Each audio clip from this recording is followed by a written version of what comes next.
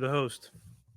Welcome to the Miami Heat Zone podcast. I'm your host, Martello Llewellyn. We're pushing up 5,000 subscribers. Hit the subscribe button, and thank you for all the support. Today, we have another episode with Amir from Team to Beat Miami Heat. Before we begin, make sure that you guys go to his channel, hit that subscribe button, and make sure that you guys go over there and show him some support.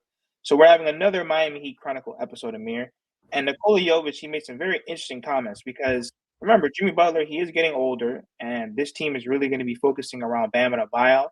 And who knows? They can possibly make a trade and trade maybe Jaime Jovic, depending for whatever's going out at that time in the NBA. So Nikola Jovic said, "I couldn't be happier to be in Miami." And he said that I hope the Miami Heat core holds up this summer, so we have another chance.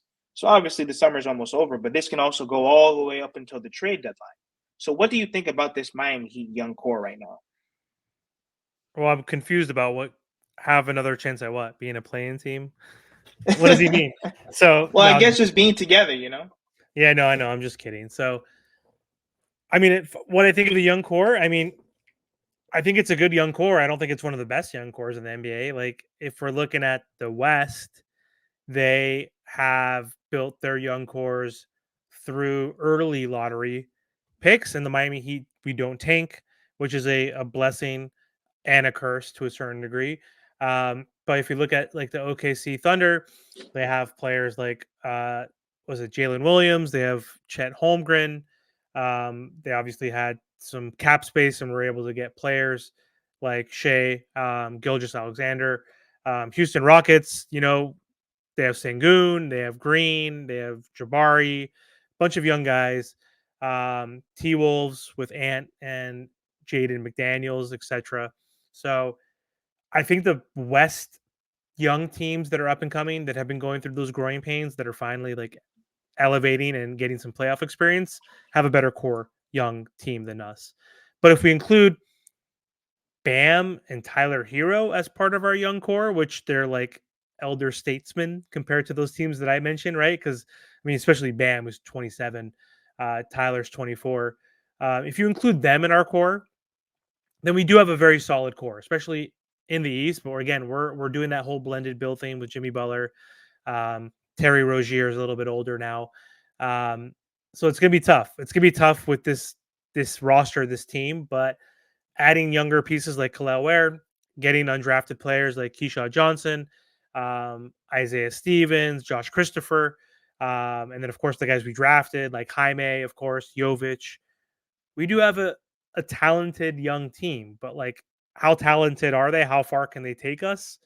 If let's say we trade Jimmy Butler, hypothetically, to your point, because it's not just this offseason, because it doesn't seem like there's going to be anything going on this offseason unless something crazy happens where we for some reason get desperate and want to trade for a Brandon Ingram for a 1 year rental, or for some reason if we want to take on Zach Levine's contract. Like I don't see a trade happening. But to your point, we could trade Jimmy Butler. It just depends on how well these young guys blend with Jimmy. How well does Jimmy play? Does he try and go balls to the wall in a contract year? Does Bam elevate his game and take the learnings from the Olympics and expands his game, hits the three and grows? And then does Kel'el Ware get minutes and make an impact off the bench? And does Jaime grow from him, playing in the summer league and trying to improve his defense and 3-point shooting? It all really depends. But I like our core. I don't think it's an elite young core. And Jovic might be right. Like if we start off and go 10 and 18, 10 and 20 to start the year, there could be a possibility where we do trade Jimmy Butler. And if Jimmy's playing good also and healthy and we're still bad, I could totally see us offloading Jimmy Butler to one, put him on a team where he wants to go potentially where he has a chance to win a championship and where we can then also maybe get a few good assets and maybe some draft capital in that trade. Yeah, I mean, the only one that I'm really like hoping for, and I think that we're really going to hit on is Jaime. But Jovic, he's kind of taking a little bit too long for me. Once again, I know that you got to really let these guys develop. He really hasn't played that much when you look at the amount of That's games why. he's been Yeah, the playing. first season he only played So 15. He's only played 63 games, so this season right here is a season for him, though. If he's not going to break out now, if he's not going to show the strides, I'm not saying he has to, give us 20 points a game. But I need to see the strides. Give me Has to 13. Give me 14 he points a has to game. Yeah. be but he has to be a better rebounder. He's 6'11". He has to be a better rebounder. His 3-point shot needs to be more consistent. The only thing that I agree with him on, they need to put the ball in his hands because he's not a traditional big. And he said that ever since he got here, he didn't even want to be the big man when he was in the G League. And I understand that. That's not his game. When he was in Europe, he had the ball in his hands, and he was more of like a 6'11" point guard. But right now, in terms of our young core, Tyler Hero, I'm going to need to see where is he going to fit on this team in terms of how are you going to be able to contribute to this young core? You have to show that you can score. You have to show that you can be efficient. You have to show that when this Miami Heat team is struggling offensively, you're the one that's supposed to pull us out of that. You see what I'm saying? You're the one that's supposed to be healthy. Bam Adebayo is doing everything he can. Jaime Jaquez Jr., I think that he's a all-around player. He really can. Like, what more do you guys really want from him in terms of his first year? Tyler Hero and Jovic. These are the two individuals that need to show me this season. Kel'el Ware, we're gonna have to also be patient with him. I know a lot of people want him to start, and to be honest, I wouldn't be mad if Spo throws him in the fire a little bit. But we have to see from now until training camp and the end of training camp and throughout the preseason, does he put on the size? Does he put on the muscle? And can he handle that the NBA pace? And how is he defensively when people put him in the pick and roll? Those are the things that I'm really looking forward to. I agree. You know what I mean?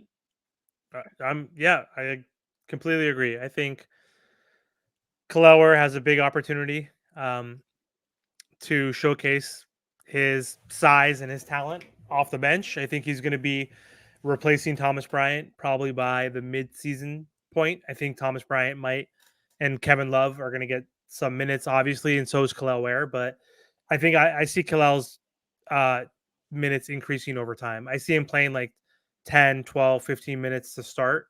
And then I see players like Thomas Bryant, Kevin Love getting more of the minutes initially off the bench, like them getting more playing time. Maybe not coming off the bench first, but I think he's going to surpass both of them eventually, and actually does get thrown in the fire. I think he needs to get like the same amount of time that Derek Lively got with Dallas.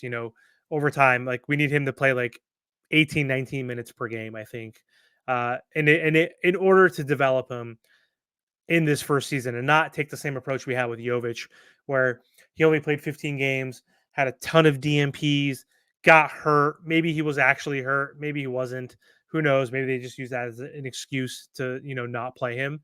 But I want to see Kel'el Ware eventually play anywhere from like at least 16 to 20 minutes per game, I think, because we need to leverage his skill set and his size. And that's something the Miami Heat have not had, where someone had the talent and the functional size that he has. Like, I'm sorry, Dwayne Dedman and Cody Zeller and all these guys, even Thomas Bryant, they don't have the functional skill set that Kel'el Ware has on both ends of the court. So I'm excited to see him develop this year. Guys, so let us know what you guys think in the comments. Make sure that you guys go over to Amir's channel, Team to Beat Miami Heat. Get him to 2,000 subscribers. Hit that subscribe button, and thank you guys for all the support.